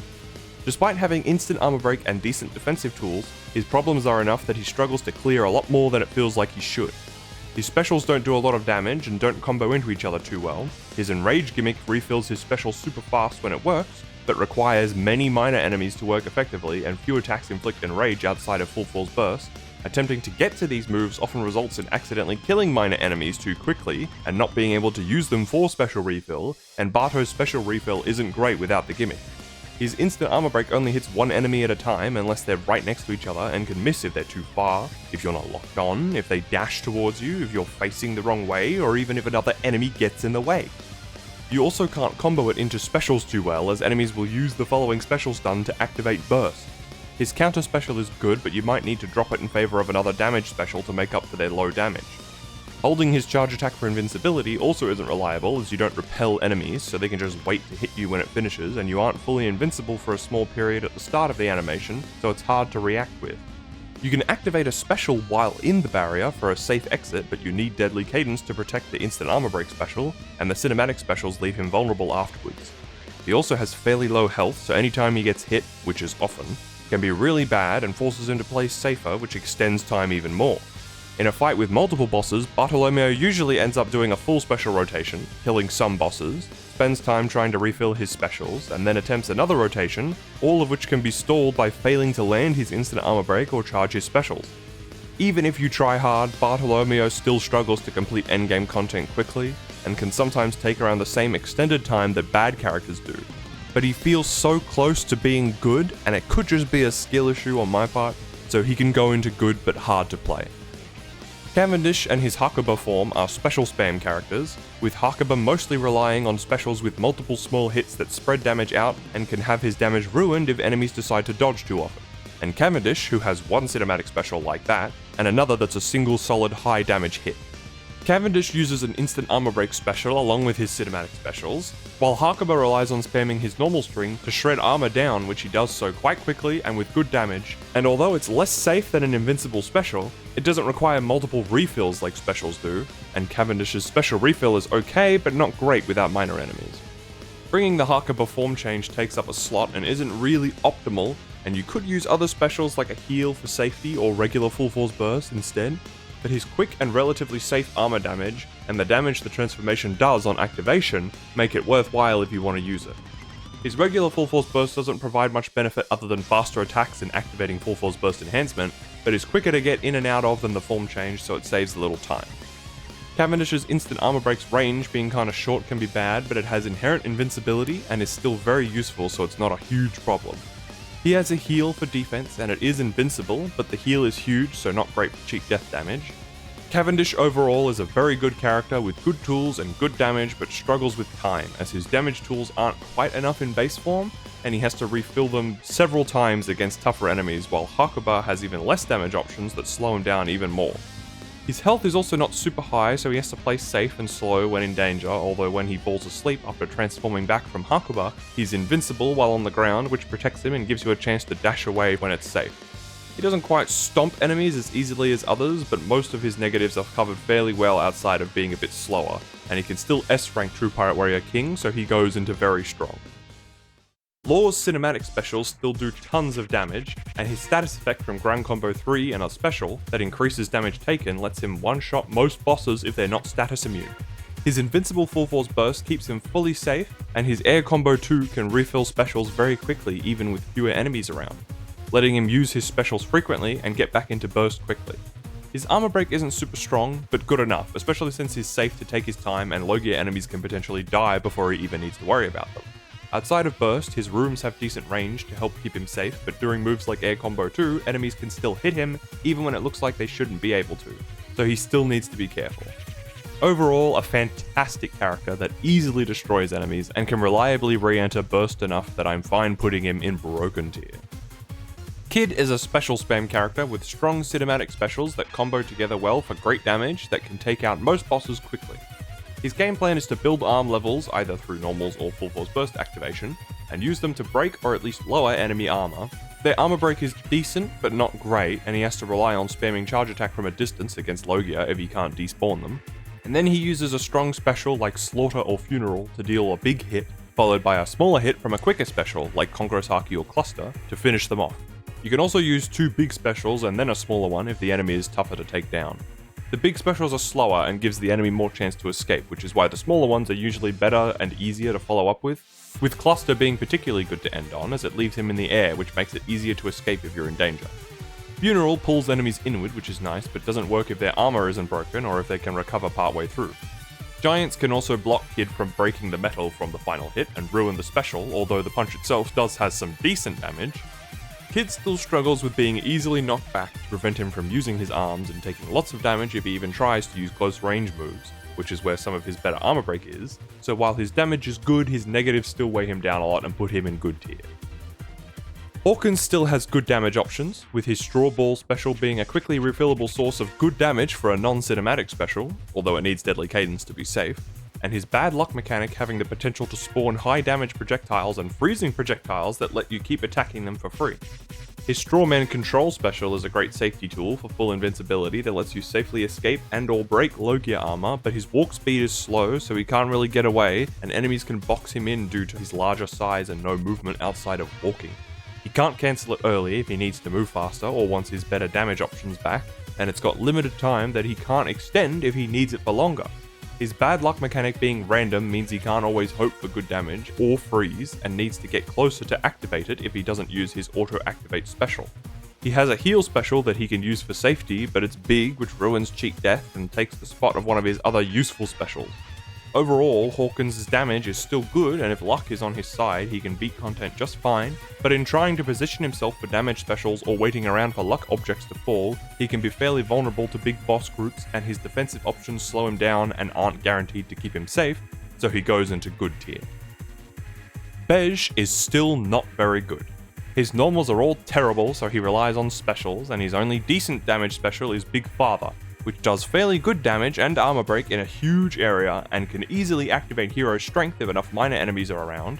His minion summon and counter specials have good refill on everything including themselves, if there are enough minor enemies around, and if there aren't enough minor enemies around, he struggles to refill Big Father frequently enough and even to use his special refill tools. The minion summon takes a while to use and can't be cancelled early except by enemies hitting you, and Deadly Cadence only protects the first half of the move. The counter special can block big hits but doesn't always refill itself and leaves you vulnerable afterwards. It can also be used up without activating during minion summon, which is a huge waste. The amount of hits he takes adds up and makes him easily killable, and with no heal in his kit he requires heal skills to keep him alive. Using something like Coin Muncher is good because the heal is enough to keep him safe for a bit without messing up his damage. Not that he has much damage to lose, but it still requires him to play safe as it needs him to kill to actually heal, which Big Father can manage to do when used enough. Even with this strategy to offset his defensive needs, Bege is still quite slow to finish and definitely sits in bad tier. His damage isn't awful and can be used semi-frequently, but he's still really bad, and without Big Father he'd be much worse. Mihawk has regressed into a special spam character, although he's still a very good one. His ground combo 3 that shredded enemies before still does really good damage, but can no longer kill before an enemy can hit back, and getting through Mihawk's slow starting normals and then doing the move is unsafe due to enemies' higher damage and how close range he has to be to do the move. So while it is still good and can be used carefully when only one or very few enemies are around, it's very unsafe, and using specials gets the job done just fine since his cinematic specials have super good damage. His Air Combo 2 has decent damage but is much better used for special refill due to how quickly it can do so. His various range normals are also good safety tools since he doesn't have much defense otherwise, even if he doesn't need it often outside of Ground Combo 3 being vulnerable. Still a near broken character with good options all around, but being forced to play safer and simpler because of tougher enemies has limited him a bit. Jimbei is a standard special spam character with very strong cinematic specials that he can easily chain together to kill most bosses. Vagabond Drill in particular has very good damage and is also nice and quick. His special recharge is fine with enough enemies around, but otherwise not great, and his normals are still pretty bad with no good armor break options for low gear other than to just run, slowly poke with range from a distance, or hope you kill them before they burst. Jimbei goes into good because of his damage and being fairly easy to use, but his negatives keep him going any higher. Doflamingo's strength relies on the number of minor enemies. With little to none, he's a very strong special spammer that can stun enemies with parasite status and cut through armor with the birdcage special and some ranged moves if needed. If there are many minor enemies around, his damage is some of the best in the game, as he easily shreds enemies to 1 HP where he can finish them off with whatever he pleases. Somewhere in the middle usually results in using minor enemies to deal most of the damage and then finishing bosses off with a strong special. Parasite is also an amazing tool in general, as it bypasses immunity and works on anyone except invincible enemies and giants, as they can have their movement halted but not their action. This means it can be used to keep enemies still and stop them attacking to give you time to refill gauges or set up your next special easier, etc. His counter special can be good when defense is needed, and it applies Parasite, which helps keep him safe after the animation. No full force burst strat is still viable for more ground specials, but it's good to use for full force burst enhancement when hero strength isn't an option. The only real negative is if he fails to kill a Logia in Colosseum without any minor enemies around and they burst, then his good armor break is limited to birdcage, which is usually enough to break most if not all of the armor gauge, or close range normals that can be risky. He can use some longer range stuff but they aren't great, and his tentacle summons don't do much either. His special refill is also not great against invincible enemies specifically, which hurts him even more. He isn't helpless, and if you plan ahead by saving Birdcage or not letting them burst, then he should be fine, but enemies can burst at random sometimes, so there's only so much you can do. At best, he's broken, and at less than best, he's still very close to broken. But his struggles with Logia one-on-one keep him at near broken. Crocodile continues to lament the fact that his best damaging tools are cinematic specials that can only be used on the ground. His normals don't do much damage even to minor enemies, and his special refill is just good despite being a sky type with top of the world, so being locked to just those normals, one good cinematic special and maybe one other decent low star special during full force burst severely limits his damage output. Given how strong Logia Burst is now, if Croc could use his 2 ground specials and whichever other special as much as he wanted while fully invincible, he would be a much better character. Thankfully, you can get close to this strength simply by going in and out of Burst as needed. Start fights with his 2 good ground specials and then Burst to protect yourself while using your other special, building the first 2 back up again, and if low enough on health, you can safely use his Air Combo 1 to heal. The heal is small, which is perfect for surviving another hit without ruining cheat death damage. His Sky Dash is a decent protection tool outside of Burst, which he needs as he's vulnerable after his 2 ground specials if the enemy isn't stunned. Weaving in and out of Burst adds time that could probably be saved if he didn't have to, but the ground specials are his best damage tools and Logia Burst is too good to pass up, so it's a necessary evil. It's also not that bad, as his damage is still good enough to get through levels pretty quickly, especially since his time in Logia can be spent playing recklessly to favour speed. Overall, a near broken character provided you play optimally around his strength. Hancock is a mix of both a special spam character and a status loop character. Her strategy of continuously activating, deactivating, and reactivating full force burst to make use of the damage and petrification at the start still works great on enemies that can be petrified, and her cinematic specials can also be used for petrification as well as big damage, and armor break with Perfume Femur. Both for quickly finishing off petrified enemies as well as special spam for taking down enemies that can't be petrified. Snake Pit Dance is also a good damage and armor break tool that becomes safe with Deadly Cadence. Outside of status immune enemies, characters like Luffy, Chopper, Fujitora, Garp, Sengoku, and Rayleigh are all inherently immune and require special spam from the start, which thankfully she's good at due to her high damage and good special refill. Logia's might be a bit of a problem in one-on-ones due to not having many good ranged options and her main armor break coming from specials, but she should still manage fine, and if she can keep them petrified, that won't be a problem. Overall, another nearly broken character that can manage even without her status effect but isn't broken due to her negatives. Buggy is a full risk-reward character. His counter special is a great tool that protects him and automatically sets his arms up to attack everyone around him. The arms from the counter refill all special gauges including its own, meaning with a good amount of enemies around you are safe to spam the counter as soon as you are able, which is right when the counter's protection ends, allowing you to remain mostly safe from harm, all the while dealing good damage and armor break and building specials. When his specials are ready, they have very good damage for special spam, and Chop Chop Festival can help break armor even more. His kick attacks he can do while his arms are deployed also have good damage and armor break in combination with the arms themselves. His downsides are that his special refill outside his counter is pretty low, so he relies on it a lot. And the counter spam isn't guaranteed, so if he doesn't quite fill the gauge back up all the way, or does but gets attacked in the one frame he isn't invincible, it can mess things up. But Buggy has a decent amount of health to tank most attacks at low health without dying, so often it's just a matter of dash out and try again as long as you're lucky and it's not a really big attack that hits and kills you. Buggy is a surprisingly good character with very good damage that beats endgame content just fine but isn't overwhelmingly strong, and his game plan is risky, so he's close to but definitely not broken. Akainu is still fantastic. With his fast setup specials for amazing damage and armor break from his normal attacks, and being one of the few characters in the game with actually good normals, Akainu has some of the highest damage potential in the game without even needing cinematic specials. And if he does use his cinematic specials, they too have amazing damage that easily and quickly destroys enemies. His special refill is also great, and he has good ranged attacks to refill safely from a distance. All this plus a Logia full force burst to make him completely invincible, letting him safely play at super low health for max damage. Akainu is easily in broken tier, and one of, if not the best character in the game. Kizaru is a Logia that greatly benefits from his invincible full force burst. His specials don't do a ton of damage outside Sacred Yata Mirror, which does pretty good damage but shoots far in front of Kizaru and can miss easily on enemies too close to him. His other multi-hit specials like Yasakani's String of Jewels and Might of Heaven are decent for armor break, as he'll often need to deal with re-breaking armor due to his damage not quite being enough to kill most of the time. His air combo too is probably his most consistent damage tool that he can spam for a good amount of damage while refilling his specials, although it's better to keep using the combo as using his specials is slower and doesn't always do a lot. He would probably be good enough without Logia Full Force Burst, but having it helps him play riskier and therefore faster, which makes up for his otherwise not too great damage. When needing to refill Full Force Burst, he has good range, and Top of the World helps a lot so he isn't too vulnerable in between bursts. Kizaru goes into very strong due to Logia Full Force Burst being really good in this meta, and while his damage is good enough to keep him there, it certainly isn't anywhere close to broken so he doesn't rise any higher. Fujitora is a standard special spam character with very strong specials that combo well into each other for consistent kills on most bosses.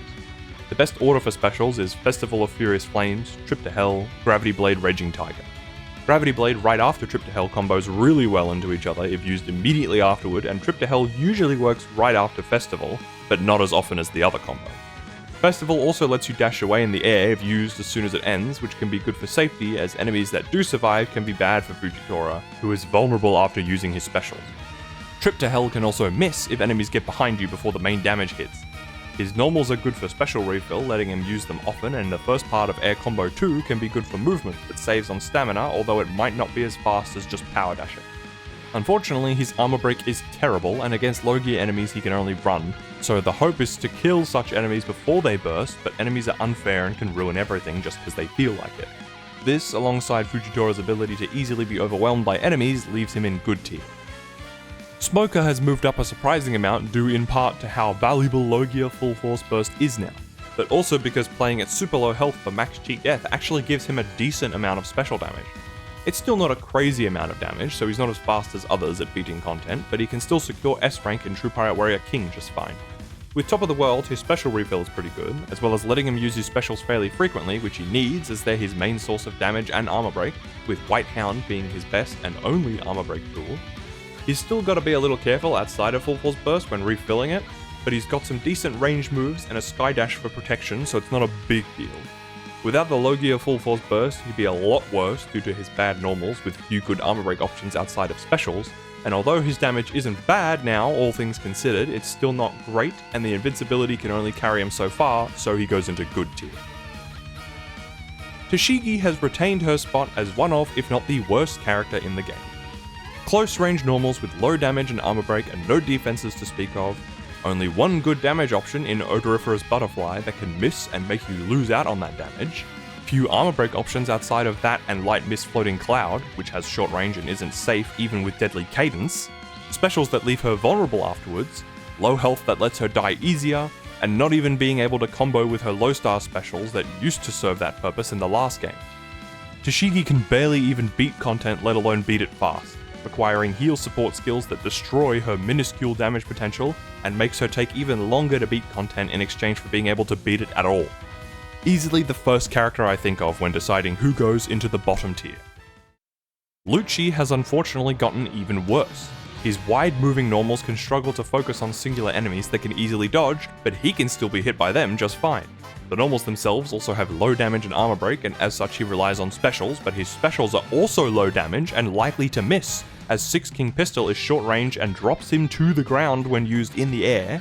Ultimate Radius 6 King Pistol only hits in front and struggles to gather enemies the way it intends to, and Flying Finger Pistol Sting could have good damage and armor break, but misses so often that it isn't that useful either. In fact, most of his moves struggle to hit, as his default air height is too high to hit enemies on the ground, Sky type by the way, and moves that do send enemies in the air can put them too high for his specials to hit.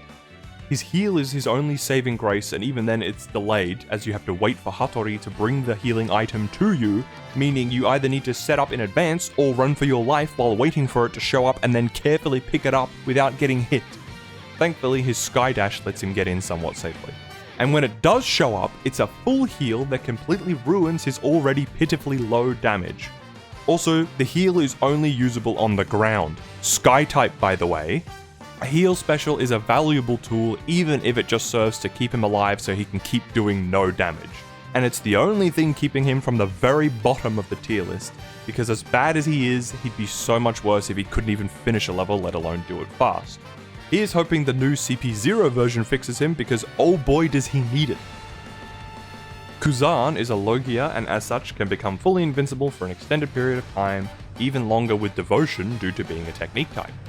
With this he can safely play at super low health and easily get max cheat death damage, and as such his damage is actually really good now. He can freely keep enemies frozen with his normals that aren't that bad damage wise and take as long as he wants to break armor if he has to.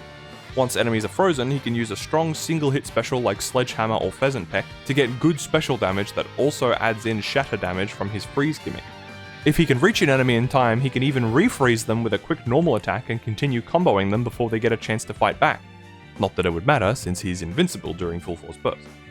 His special refill isn't great, which matters when his full force burst does end, as trying to get it back while at very low health can be risky due to his lack of good ranged options, so he needs to play safe during that time, but as soon as he's back in burst then he can go back to playing as unsafe as he wants. Overall, Kuzan has improved a lot in a way I didn't expect, as it feels like he's doing more damage than in my previous tests. His damage isn't crazy strong, but it's still really good, and Logia Full Force Burst definitely elevates him to at least near broken. However, the slower refills of his specials and vulnerability outside Full Force Burst keep him out of broken. Sabo is another character elevated by Logia. His normals are bad for both damage and armor break, requiring long, close-range normal strings to whittle down enemy armor, and without invincibility, he wouldn't even be able to make use of them at all. His cinematic specials, however, are quite good, dealing lots of damage when at max cheat death boost, allowing him to special spam like others but with extra safety that more than makes up for his low armor break and his slow special refill that would otherwise greatly hinder him. He still requires using multiple specials to secure a kill on most bosses, but using 2 or 3 is usually enough unless they're a final boss with more health. Fire Fist can sometimes miss if too high up, Dragon's Breath's hitbox is a little smaller than its stun range, and Flame Dragon King is slow to start, but these are minor problems that don't mess him up too much, although they are certainly annoying. Slow special refill does hurt him when he has to refill Full Force Burst gauge, but he has some good ranged moves to offset that. All of this puts him in very strong, but not near broken, because he is heavily carried by his Full Force Burst, and while he is strong, he's not as overwhelmingly powerful as those at the top. Ivankov is another special spammer with weak and slow normals who I thought would end up lower, but his damage has surprised me. His game plan is to spam ground/air charge attack to build specials and carefully chip down enemy armor, which isn't the greatest armor break strat, but it's ranged and dashing back and forth around an enemy helps keep you safe. Then, when it's ready, use Galaxy Wink for big damage. Then repeat. Galaxy Wink is actually quite strong with multiple strong blasts that can take out boss groups quite quickly. It usually takes more than one use and takes a bit to charge with fewer enemies, but Air Triangle with Top of the World helps fill it at a good pace. Both charge attacks are weaker outside of Full Force Burst due to losing Wink Charge, which also makes the air version miss ground targets more, but you only need to fill up the burst gauge once to get it for a good while due to being able to equip Devotion in addition to the other Full Force Burst extenders. Heal Hormone also has good damage despite being healed during it, but it's mainly used as an emergency heal, which it is particularly good for due to being a cinematic special that has special stun and inherent invincibility to make it safe. And the heal isn't too big, so getting to low health again is fairly quick. His counter special is a good safety tool that also does decent damage and refills gauges a bit, but the activation animation is long, unskippable, and easily interrupted, as you usually get hit and trigger the counter before the animation is even done. And it doesn't stagger much, so enemies can wait to attack you as soon as you're vulnerable again. The end animation is also unskippable, so you can't easily dash out, and often the only option is to use the counter again if it's refilled, and then get stuck using counter over and over again, and waiting for a chance to get out. Ivankov seemed like another weak character that had a heal to keep him alive, but his special damage is actually good, and he can consistently deal with tough crowds. His armor break could still be much better, and his slower pace makes it a bit tricky to S-rank True Pirate Warrior King, but he's still good, just hard to play. Carrot is a stun loop character similar to Katakuri that uses her Electro status effect to instantly break armor and stun enemies, then combo them until KO. Most of her normals have Electro, and all of them do during Full Force Burst, so it's easy to keep a combo going with whatever moves you feel like, although Power Dash usually ends up putting you in the air, so that's probably where you'll do most of her loops. Her specials have good damage, with Electrical Shower being a common part of her loop combos and having good armor break, and the Sulong cinematics being good to finish off an enemy or to fall back on for special spam when enemies are a status immune. Carrot ends up in that situation a bit more than other status effect characters, as her smaller size can make it tough to keep multiple enemies trapped in a loop without a wall or corner to push them into, although this could be more of a skill issue on my part than an actual negative. If an enemy is armor break immune, she can still stun them, but enemies on the ground can burst easier than ones carried in the air, and enemies in endgame content don't stay stunned as long. Some characters are fully immune to Electro for story reasons, such as Luffy, Brook, and Nami. When encountering these or other status immune enemies, she can still trap them in a combo while their armor is broken, but it's not as easy to keep going as they won't be stunned by a status effect. She has some ranged moves that don't reach too far, she can launch minor enemies into others if there are any around, and she doesn't have many good armor break tools outside of some specials, but she still works well as a special spam character, and when she can status loop, she's really good. So she goes into near broken, same as Katakuri. Reiju has taken a big hit in this meta, as most of her damage options are now much weaker thanks to the enemy defense increase. Her Air Combo 3 no longer shreds enemy health as quickly as it did before and is very close range, allowing enemies plenty of opportunity to deal lots of damage to her before she can kill them. Making her best damage tool unsafe leaves her with needing to spam specials, as her other normals deal very little damage but also have poor special refill, which makes it harder to rely on them. Her specials have fairly good damage but still suffer from poor hitboxes and miss often, which makes their slow refill even more painful. Her only defense is a Sky Dash, which is mainly used to reposition away from enemies while refilling specials, or when using one. Her damage is nowhere near as good as before, but is still good enough, it's just that her negatives are enough of a problem now that she's good but hard to play. Ichiji, Niji, and Yonji are all still great special spammers with good repeatable armor break tools. Yonji is still the best of the three since he can call in his brothers for the two good armor break specials instead of needing to be the one doing the special, while the other two have at least one that they need to do themselves. Ichiji and Yonji's charge attack that summons Niji is a great spammable damage and special refill tool with good range. Unfortunately, Niji has to do it himself, and it becomes a slow, unspammable melee attack that still has good special refill like the other version, but isn't nearly as useful since he can't spam it, and it isn't ranged for him, so he's vulnerable during it. Niji's specials also leave him in melee range versus the other two's ranged specials, and as such he takes damage more often and ends up being in more danger than the other two more often than he should, with his only defense being a Sky Dash, which is also the other two's only defense, but they have much more ranged tools to keep them safe. His unique cinematic special also doesn't do as much damage as the other two's, although it does have good armor break. Ichiji's one also has good armor break and damage, but only in front and can miss if used in the wrong spot, or enemies reposition themselves. Yonji has the best special damage of the three. All three benefit from prioritizing more specials to deal damage and armor break with over equipping full force burst, since their air normals aren't great outside of Ichiji having some good range damage and armor break tools. Yonji is definitely in near broken, with Ichiji in very strong, and Niji sits down in good tier due to his negatives that make him a fair bit worse than the other two. Smoothie is still a great special spam character due to her high special damage, instant armor break special, and long range normals with good damage and special refill, although needing to drain enemies for better normals is still a pain. Her giant form remains even better with its much higher damage and range, giant armor break, and still having an instant armor break special.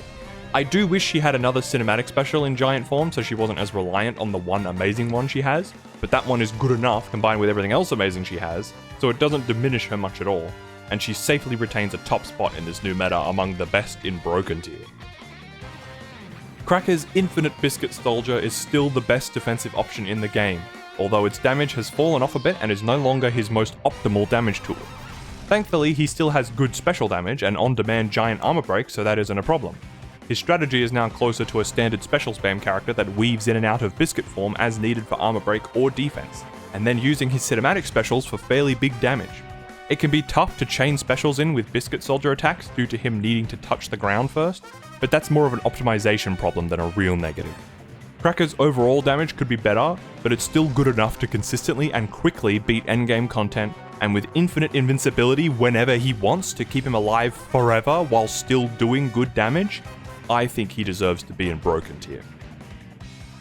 Judge is a special spam character whose instant armor break is still good, but the delayed start and small hitbox that can miss if too high up, Sky type by the way, makes it unreliable, which is bad as it's one of his only good armor break tools. When it works, he can get into a good instant armor break into high damage special cycle, but his special hitboxes are also likely to miss if an enemy is slightly too far or if they dodge, and his special damage isn't as great anymore, meaning some enemies require multiple cycles to beat, and his special refill isn't bad when there are many enemies around, but otherwise it's not great, and his normals are still short range and low damage. The overall clunkiness of his kit keeps him from performing as well as he could with how good his tools should be, so he's at least very strong but probably not any higher. Drake is a special spam character with fairly good damage specials that are multi-hit, which is good for armor break and isn't fast enough to consistently trigger enemy dodge. His normals are decent, although mainly used for special refill, and don't have any good or safe armor break options, forcing him to rely on specials. His Deer Zapper special leaves him in the air, which is good for escapes and prevents enemies taking advantage of ending animations. His Allosaurus form, on the other hand, has great armor break due to being a giant, but his normals are super slow and very close range for a giant. They also can't be sped up by full force burst, as form change already counts as bursting. Add in his huge giant hitbox and stagger animation, and altogether his form change has really dropped off in value. The form cinematic special still has great damage, but as it's his only one and takes time to refill, you can't rely on it.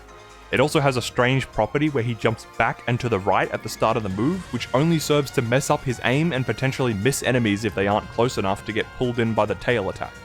Weaving in and out of the form just for armor break isn't optimal either, as the animations for entering and exiting the form take a while and leave him vulnerable, so using them in the middle of a fight is dangerous and not recommended. Thankfully, base form is still usable, at least for basic special spam, although he only has 2 good ones and they're not good enough to beat an enemy in one go. He doesn't require trying really hard to be good or anything, but he still doesn't manage to rise up above good tier. Killer's best strategy involves trapping enemies in his tornado attack, from Combo 2 and the Galestorm special, then whittling down their armor with some normal attacks before finishing off with a cinematic special. Killer's normals are close range, unsafe, and unfortunately his only good armor break tool outside of the cinematic specials, which are better saved for damage. Even worse is the fact that Killer is the quintessential multi-hit character that made me realize just how much enemies forcefully escape when hit too many times in a short interval. The multi-hits in his specials don't do much damage at all, and the final hits are where most of the damage is, and also where his main damage tools of his kit are, but even that damage still isn't great. And even then, the multi-hits in the specials give ample opportunity for the enemy to dodge the final hits and mess up his few damage opportunities.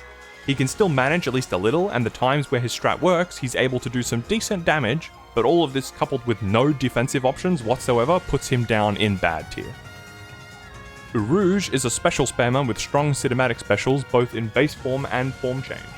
His form change suffers the same problem as some others in that it only has one cinematic special that, while very strong, isn't strong enough to hard carry and more would have been appreciated. The form change having giant armor break is great, and the passive counter that gives an attack buff is great, although suffers from the same problem as Katakuri, where it can either be triggered too many times and stop you from being able to do anything, or not triggered enough and leave you vulnerable at low health when you need it. The HP cut upon activation also makes form change riskier now, as the enemy damage increase has made it more dangerous to be at low health, and if you're already low, then activating it might put you at one-shot range. His heal special can offset this, but it's a big heal, and equipping it means potentially removing a strong special from base form, and lessening his damage by a lot. Rouge is still a very strong character, but got hit hard by the new meta, and thus cannot be considered near broken. Kinemon is a setup character, whose Pyre mechanic does decent damage and armor break at full charge, his only good source of armor break. After a relatively short setup, short in full force burst, but otherwise kinda slow, in general he's very reliant on full force burst to work. His strategy of setting up a max charge Pyre then activating it with a cinematic special is still his best damage option and does fairly good damage, but requires multiple attempts on tougher enemies, which takes time for both the Pyres and for special refill. His specials are usually refilled around the time a Pyre is ready, if enough minor enemies are around, but otherwise it'll take a bit. You could presumably set up multiple Pyres and then detonate, but that would take much longer for only minimal returns. His specials that move him around are also able to miss the Pyre if he moves too far, which is a huge waste of a special and a damage loss. His counter special is very good for defense, although it can interrupt his Pyre setup and moves you forward potentially toward a dangerous enemy. The fireballs from the Pyres have limited range and aren't always consistent with hitting enemies, but when they do, they're quite good. Kinemon has good enough damage and survival tools, and although his setup takes some time, he can still beat endgame content fairly well, but is definitely hard to play to be good and also needs a little bit of luck. Kiku is a status loop character with strong normals, but her status doesn't instantly break armor like Carrot and Katakuri. Her cinematic specials have good armor break, but only do decent damage and only directly in front of her, so you miss any enemies behind her. They're also multi-hit and only the final hit can kill, which means enemy dodges are a problem unless they're frozen first. Her instant armor break also doesn't work on frozen enemies as they become immune to armor break for the duration of getting hit by the move. Thankfully, it's more useful when they're immune to status effects, and if they're frozen, you're free to break their armor normally. Some of her moves carry her through enemies and don't bring them along, like Carrot or Katakuri, so she needs to turn around to continue the loop, depending on what move she's using, for example if she's spamming basic charge attack. She's kind of vulnerable during her sheathing animation, and when repeating moves, but once an enemy is frozen, she's fairly safe as long as they don't get out. Using specials to end a loop is also not recommended as they don't have a ton of damage and are slow compared to just continuing to spam normals. Overall, another nearly broken status loop character, just held back by lower damage than others and little defense. Oden is still one of the best. 2 super strong specials, one of which has instant armor break, that combined can 2-shot pretty much any enemy, 3 more instant armor break options, 2 of which are from fast normals, good range normals with fast special refill to get his big damage back reliably, and a heal in his taunt just in case you'd ever need it. The only thing to nitpick is a lack of invincibility ignore, but he doesn't even need that at all. Easily still a top tier in the new meta, easily goes into broken tier. Onigashima Luffy and his Gear 5 form change are both still amazing. Super strong specials that ignore armor and invincibility, and some even have instant armor break in case you'd ever need that. Super fast special refill, a sky dash for safety in Gear 5 form, a built-in full force burst extender to keep playing Gear 5 as long as possible if you so choose, not that it matters as base form is just as strong if not arguably stronger due to being a power type and having quicker animations, which leads to a small nitpick of Gear 5's barge ray gun special being slow, but avoiding using it means losing out on damage, which is annoying. Using it just before a character spawning in cutscene to time the attack with the end of the cutscene still works well, and he can usually make it to the spawn points consistently enough to use this strat more often than not. Still an amazing character overall, easily keeps a top spot in broken tier.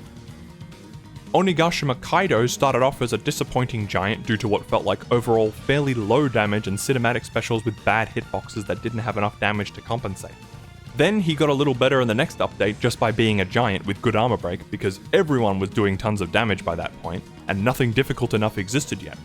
Now, with this update, I've been able to solidify Oni Kaido's position.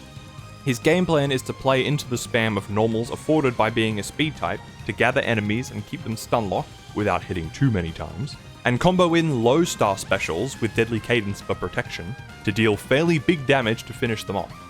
Ragnaraku is a surprisingly good damage tool provided you use a launcher first as the animation is quicker in the air and the ground version can carry enemies too high up to be hit by the main damaging part. Kundali Dragon Swarm is probably his best armor break tool and consistently breaks armor when needed. Deadly Cadence is very useful for this as it makes it an invincible armor break tool which is great against low gear. Unfortunately, his cinematic specials still have terrible hitboxes and lackluster damage, but equipping one as a third damaging special can be a decent emergency tool when surrounded by enemies, as he still struggles with being easily hit due to his size, and low star specials aren't the greatest at dealing with big crowds of bosses. Where Whitebeard has great specials but bad close range normals, Oni Kaido has useful range normals and decent but not crazy strong specials, putting them close together in near broken. Yamato in base form is a special spam character with very strong specials and a good armor break tool with ground and air charge attack. Yamato's form change has fairly strong specials but puts more power into the charge attack for a very strong damage and armor break move that also inflicts freeze and allows status looping. It can be risky to start as it is close range and Yamato doesn't have any good defenses. The form change's taunt is a fun gimmick but leaves you vulnerable at the end of the animation to more attacks, and unless you spam it until the perfect moment to escape, it leaves you a sitting duck. But if you can successfully start a chain of charge attack into jump attack into charge attack and then repeat, it's often enough to beat enemies quickly and uncontestedly. Add in the mechanic that boosts special damage in the air, and even if you can't get in close but can build specials, then you still have Yamato's best damage tools that can often come close to, if not one-shot, most enemies. Nari Kabura Arrow especially is another low star special with very high damage and long range that can be refilled quickly. That and Thunder Bagua are both strong enough that equipping just those two can be enough, while many other characters would struggle with that few special damage options. If the strong armor break charge attacks were safer, Yamato would be broken. Unfortunately, enemies are dangerous enough now that near broken will have to do.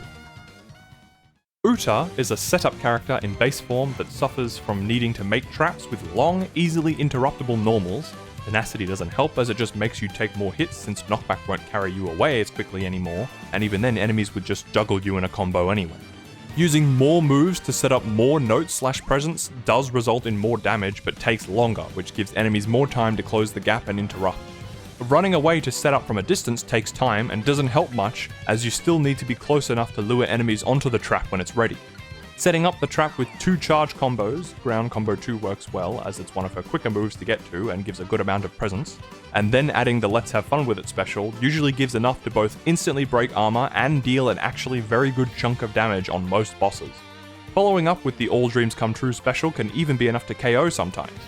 I say sometimes because any variable such as losing hero's strength buff, being slightly too high of HP, or an enemy being just far enough away to avoid some of the damage can make this setup not guaranteed to KO and mean you have to set up all over again.